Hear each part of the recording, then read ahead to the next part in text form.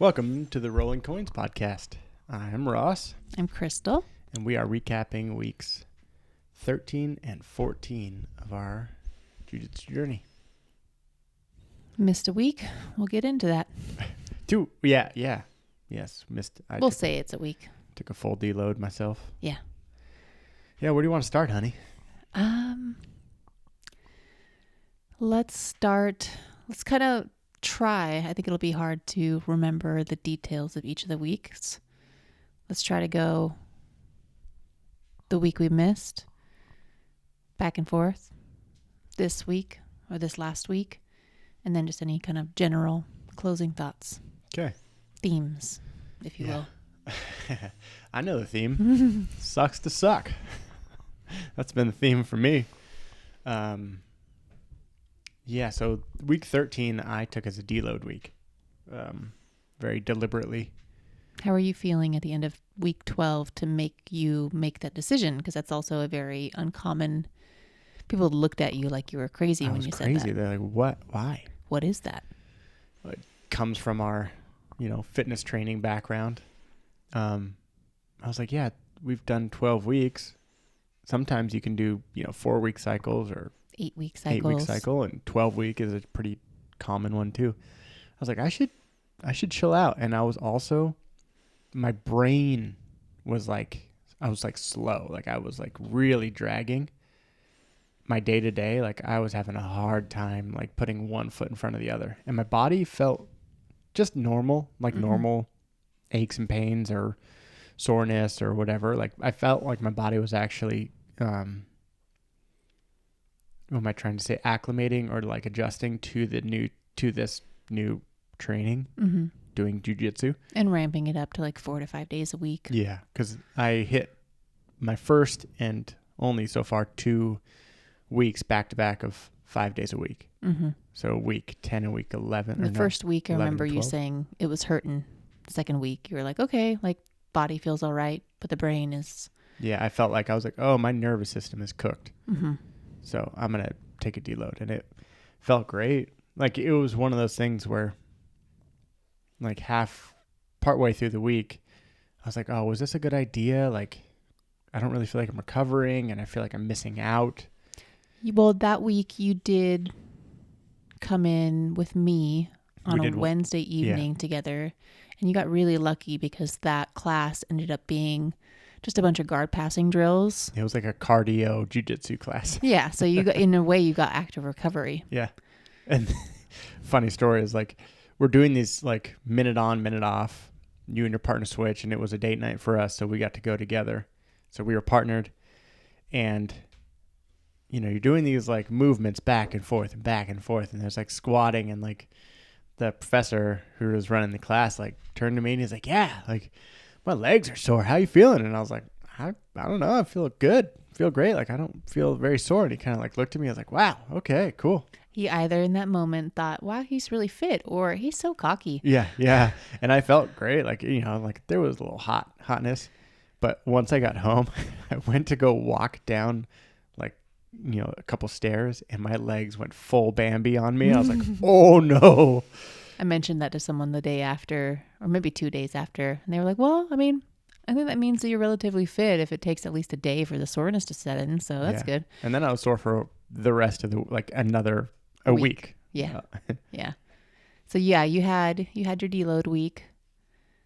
I mean, we also went through a lot of stuff personally. We had to put our 2 old lady dogs down. So I think, On that Thursday. had to have weighed you down. I think I'm still missing a step from it. Yeah. Yeah. So because we had to make an appointment for them because we knew that it was their time. And I know it sounds crazy that there's 2 of them, but they're both ancient and we held on to They're one both too 17. long. Yeah.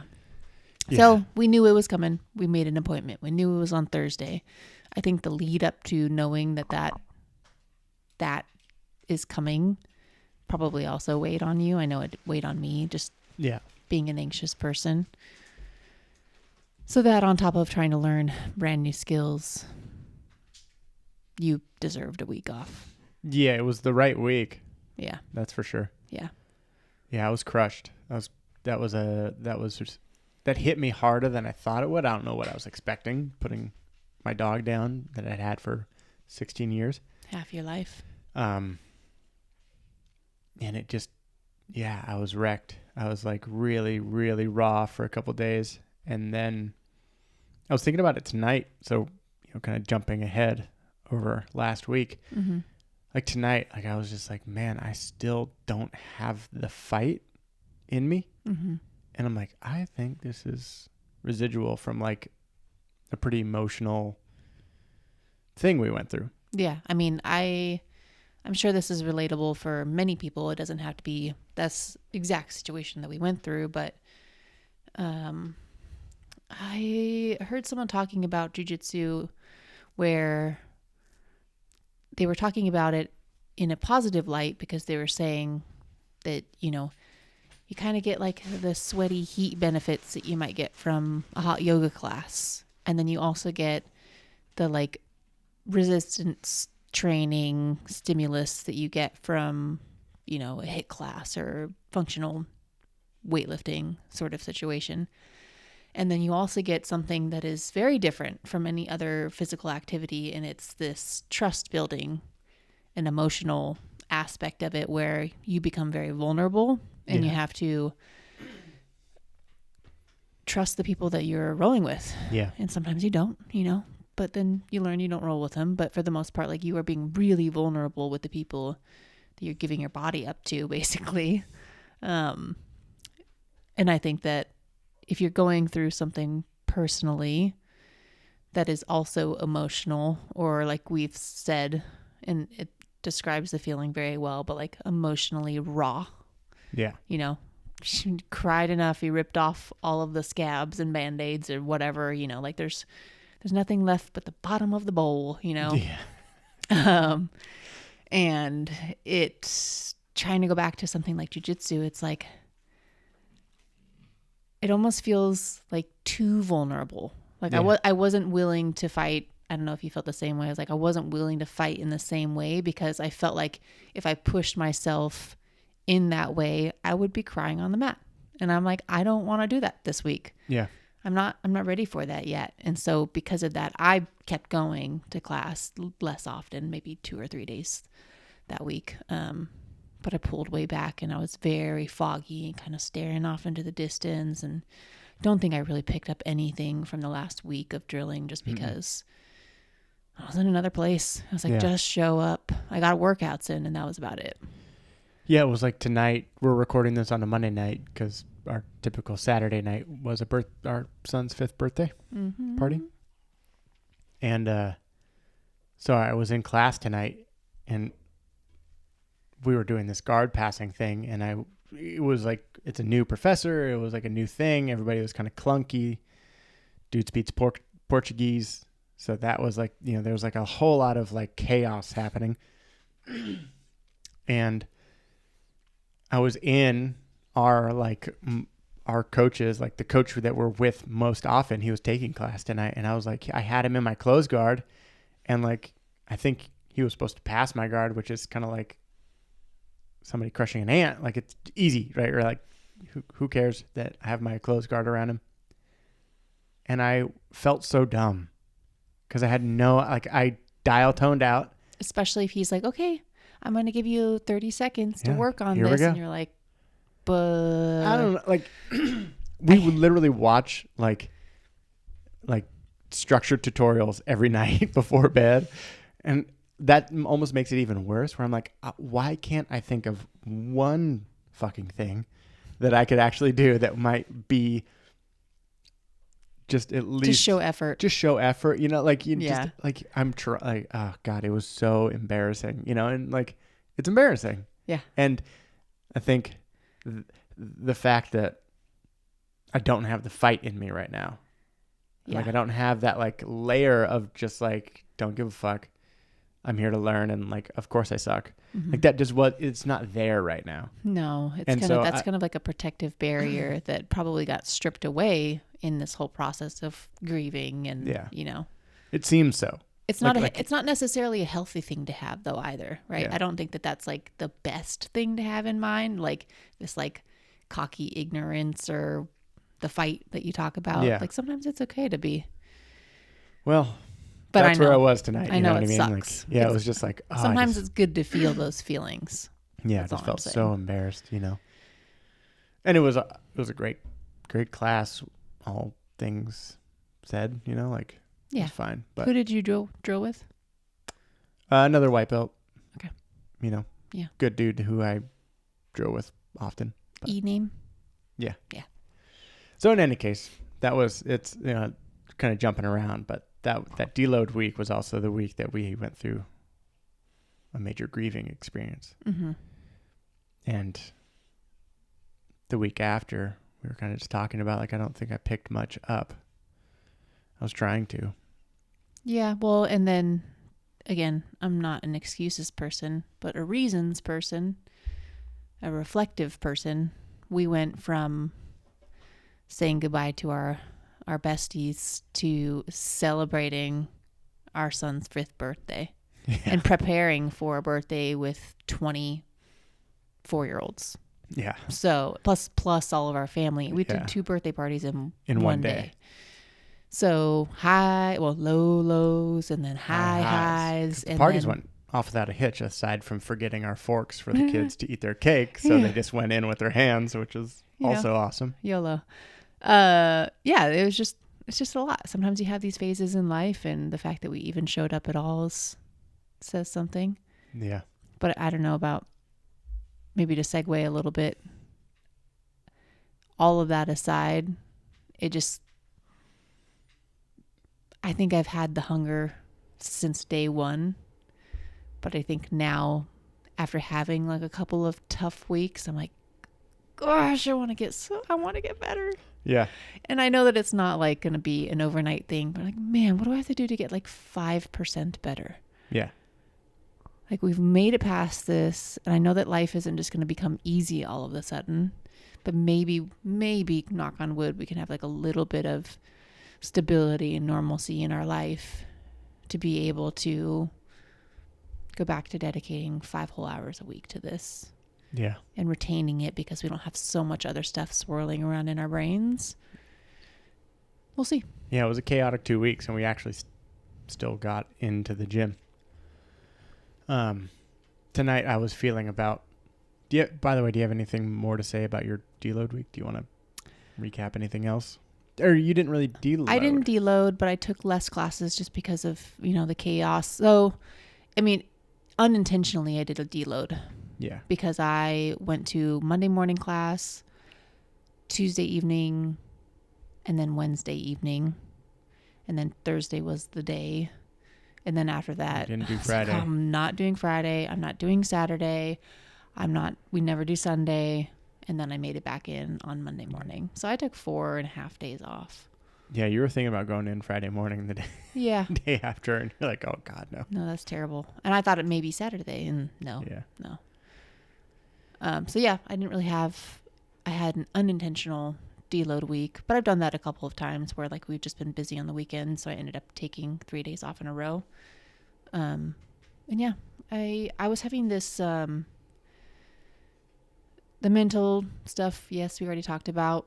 I was having really intense soreness. I can't say that it was injury, but like the most intense soreness in my intercostals. Like someone or multiple people just crushed me in a way where I felt like if my ribs weren't as malleable and springy as they were, they probably would have snapped. Yeah, something. Like they got pushed to their limits. So I was like, it like hurt to breathe, and I think I still have like a rib that might be like out of place. So I needed it. I needed the time. And then this last week I went my regular. No, I probably did four classes this last week. We got another hiccup week. Yeah. So, and the last week was decent, but again, I think I did 2 classes with one coach and 2 classes with another, so it was kind of all over the place. Yeah.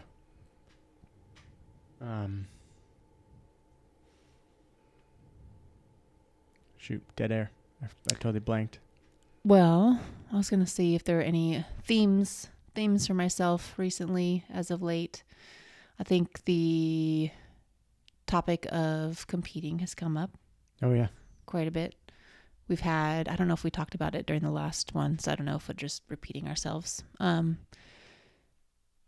that's been on my mind. I think, I feel like I have mentioned it before, but I'll just say it again, that because I don't have the opportunity to roll with people my age, weight, sex often, that competing feels more, my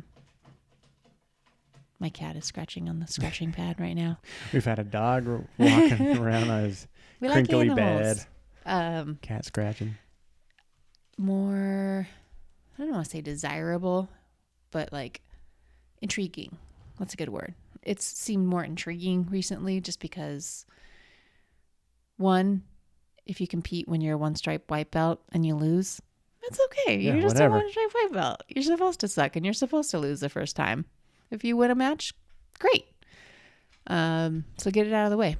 And then also just, I don't know, like I feel like I have moments where maybe it's just my confidence getting the best of me and I'm just, naive, but I've had a couple of moments in the last 2 or 3 weeks where I'm like, oh, I'm doing something different with the much larger people that I typically roll with. And what would this feel like on a smaller person?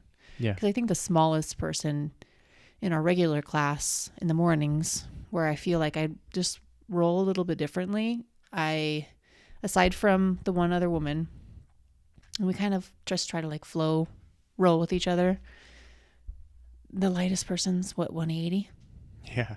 So it's different. So yeah, I've been thinking about that a lot lately. I try not to worry so much about like the logistics of like, when will we get a babysitter? Because there is a competition coming up in a little over a month, which sounds really crazy. And then there's another one in July. So that's been kind of, I don't know, whispering recently. And I know that we've had a couple of the coaches ask us, I'm curious about their intentions sometimes when they ask if we're going to compete, because we are going to move to another gym with new owners. And so it's also part of the chaos. Yeah. Are they just like, hey, I want more people to show up with my gi and my logo on it, but they're good people. So I don't think that it's like that selfish kind of mindset. I think it's, if they ask you, they think that you might enjoy it. I would assume, right? Or they think that it would be good for you. That's my hope. That's been the thought. And then, oh, great! Our dog and our cat are gonna start fighting right now underneath the table we're recording. Me too. Yeah. With those thoughts, I've just been thinking about, I'll say my game with quotation marks, because there isn't really a game, right? But like the things that I practice, actually practicing more submissions and being braver, because that's something that makes me nervous. So if I find the opportunity to get in a position where that's a possibility, I have to go for it now. Yeah, you have to start actually. Yeah, and I have found myself in positions where I could at least just try. Yeah. Yeah, that's been on my mind. I got a little fight in me now. I think you should. Fight? Yeah. Submit. All of the above. Compete. Yeah. Yeah. That I love it. It was interesting going, like, I was in a headspace before the deload week where I was like, all right, like, yeah, like I kind of do want to compete, and like maybe I can be a little more offensive, and like I'm able to kind of, read a roll so that I can figure out how to do something, like, counter, a little bit, at least for somebody at the same level. Yeah. Right. Yeah. Continue to get crushed by upper belts, but that's how it's supposed to go. Yeah. But then, man, my mental place just took an absolute shit, and I was like, "Ooh, maybe I shouldn't compete." Yeah, it's a tough one. It's like, will it? Like, I'm not ready. What would I do out there? Just go and just hold them inside? Like, whatever. Like, yeah. And that's possibly because I'm only really thinking about winning by submission, but I forget that you can win by points, and a lot of the matches they're just point scoring. But tonight, one of our coaches, the other brown belt, was like, A, have you thought of competing? And B, I think you're ready. And I was like, what? Yeah, like, I want to ask them, where is this coming from? What does ready mean? Yeah. What does ready mean? It totally threw me for a loop. I was like, wait, why? Where is this coming from? Like, what? Like, why are you telling again? me And it's the same sort of thing where it's like, they know we're moving to the new gym. Yeah, they know we're moving to the new gym. They're trying to be friendly. They're trying to get our I don't know, participation numbers to count toward the new gym. Yeah. Or if they're just like, yeah, I want a little Padawan. Sure. And they probably understand the value of competing that is hard to explain, but are trying to glean on us that like it is valuable. Yeah. You can do this. Yeah. I mean, I've heard from all of the people that, not that I respect the most, I can't say that at all, but people who we seem to click with personality wise have mentioned it. So I'm kind of like, okay, they seem to know us and our personalities. They're asking us. I don't think that they would do it to sabotage us. Yeah. Like what would they gain from like, yeah. They're probably like, I want to see you compete. Yeah. Like what's up? How are we doing with our coaching too? Right. And you're obviously, I would say maybe just in this moment, you just like kind of sparked an idea in me, is that like, maybe it has less to do with our skill. I'll say that, and more to do with our, like the fact that we're really into it. Like you seem Ross, you seem comfortable enough to roll with somebody and work out of poor situations and take. And you're not going to go out there and embarrass me. Yeah, like you can. I mean, I don't know about that. No. So what I mean by that, I don't mean to cut you off, but I just thought of like a really spazzy white belt, right? Yeah. You're not going to go out and embarrass them. Out. Yeah. Like you might go out and blank and forget things or not get as many points as they think you're possible or you're capable of getting, but you're not going to go out there and like crank on someone's neck and do non-jiu-jitsu moves and hurt somebody with their logo on your back. Yeah. So I think that could also I was like, play into it. I was going to say, it probably has something to do with like the fact that we're comfortable. Like we're very, God, I'm blanking on the word. And it's like, excited about jiu-jitsu. Passionate or like enthusiastic. Yeah. Enthusiastic, dedicated, and, baseline competent probably.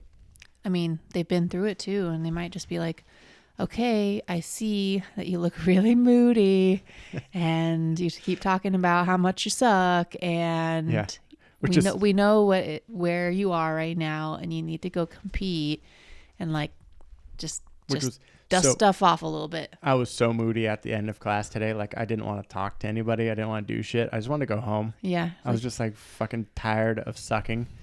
And that same coach, that conversation started because I was kind of like being a little self-deprecative. Yeah. And I was like, yeah, like I just went and dove into this 16-year-old girl's guillotine like a couple of weeks ago, and I was like, God, I suck. And he was like, hey, you don't suck. Like you're actually doing really good. He was being very sweet. And I was like, oh, thank you. I guess I need this right now. Yeah. Yeah, he's like, the 16-year-old has been doing it for 4 years, and her mom's a coach. Also said that, Yeah.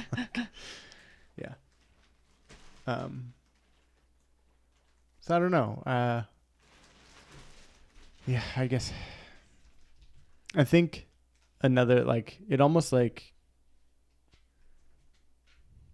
again, like you said, like not looking for excuses, but like, facts are facts. I think going through something like we went through with our like grieving process, I think it shortened the honeymoon time of jiu-jitsu for me. Yeah. where I'm like, okay, now life is lifing and this is just a hobby. It's just a hobby. And I suck at it. And and like, well, and I was like, oh shit. Okay. Like I'm recognizing my suck and it's time to grind. Like you just gotta, like everybody says, you just gotta show up. Yeah. And like, even now when I don't feel like showing up, you gotta show up. I've shown up for 3 months. No one's told me I'm a prodigy. So I guess I just have to suck for 10 years. Yeah. You know, and, yeah, barely get a good job. Yeah. Yeah. Oh man, last week, we were doing something, and so I go Monday night, Tuesday morning, typically. And so I went on Monday night with our normal coach, and he usually coaches Tuesday morning as well. And so like I went Monday night, and we were doing the new skill of the week. It was like because that was your first time doing it. It was your first time doing it.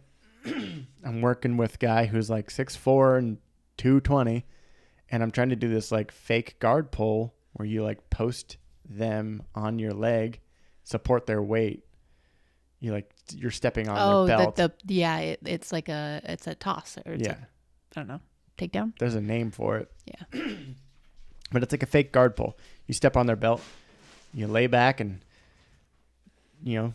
shoot them over your shoulder, and then you end up in mount or side control. Oh my God, our dog right now. And by the end of drilling it, our coach is like, hey, that was pretty decent. And I was like, hey. I'll take a decent. I will take a decent. I know. I try to shower people with compliments that feel genuine when I'm rolling with them, because I don't think anyone realizes how much we needs it. Like it's... you're going to suck all of the time and feel like you suck all of the time. So you might as well tell someone one thing that they did right with, during a roll with you, because it would change my role. Like I was going to mention this to you today. I saved it for this, but I rolled with someone who, gosh, he must be like in his late 20s. He's brand new. A month in, and he's got to be, again, 6'3", 200-ish pounds. And I actually I'll just say I was very annoying. I gave him a hard time. He was breathing heavy. He was grunting. He was trying to sweep me. Like I had him stuck in a mount for a decent amount of time, enough time to actually try to get a choke in, and then he swept me. And he went for a really shitty arm bar. Didn't work out. And at the end of the roll with him, I was like, hey, you would have been able to get that. I can't do it like that. You would have been able to get that arm bar if you had my elbow up higher by your belt line. And I was like, but that sweep that you did was perfectly timed, And so it was just a little, not exactly a compliment sandwich, but just a little bit. And he was beaming, and he was having he was like, that was so much fun. He was like, it really crushed my ego though. I really didn't think I was going to get out of that, cause I'm a 150-pound mom who gave him a really hard time during the roll. But I was like, he obviously had a good time, and I got to actually try my hardest rolling with somebody. Just leave them. We're almost done. So I don't know. A compliment goes a long way. Totally. Yeah.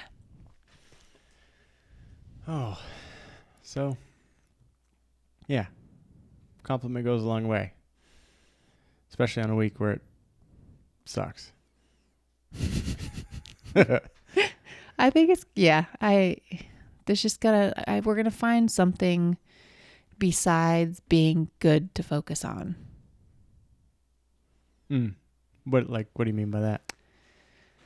I think about what will actually keep us. We were talking about this at work today. We had a brainstorming session for some creative work, and we were talking about success. Maybe this is a good place to kind of wrap things up.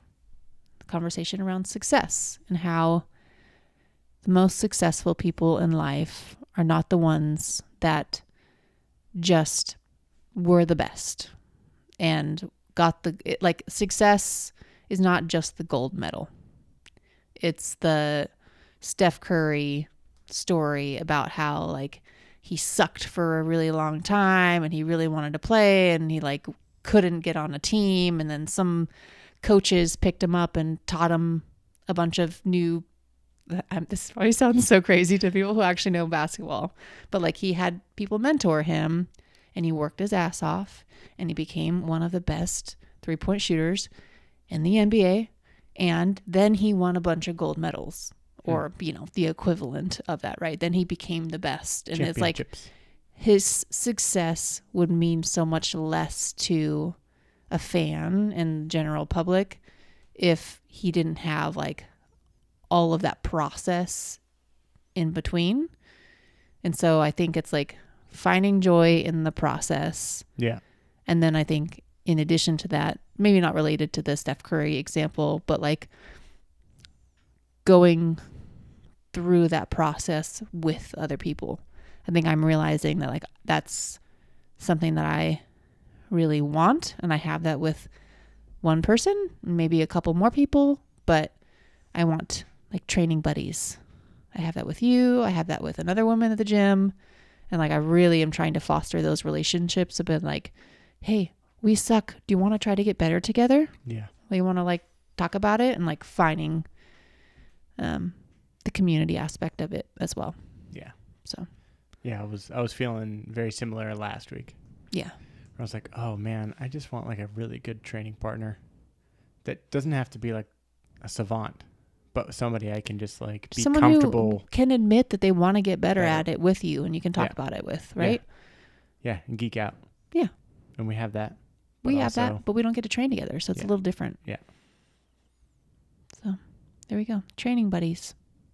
Training partners. I want to make Success. Success is sweeter when it's shared, or something along those lines.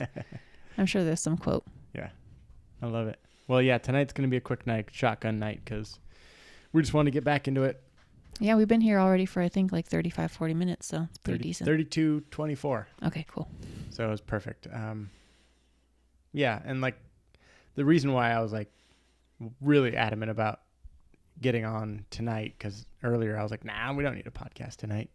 But once I finished class and I was feeling really raw, I was like, oh, I just want to like share this. Mm-hmm. Because this is the reason why we're doing this. Exactly right. Like that's our community. Is Mm-hmm. other people who are so completely lost and trying to figure it out. And even if they have good people teaching them and in their gym, it still feels lonely and like tough to stick it out and like you'll have ups and highs. They might be having a high this week while we're talking about our lows, but hopefully the journey resonates. Can relate. Yeah. Mm-hmm. So thanks for doing this. Thank you. Love you. Love you too.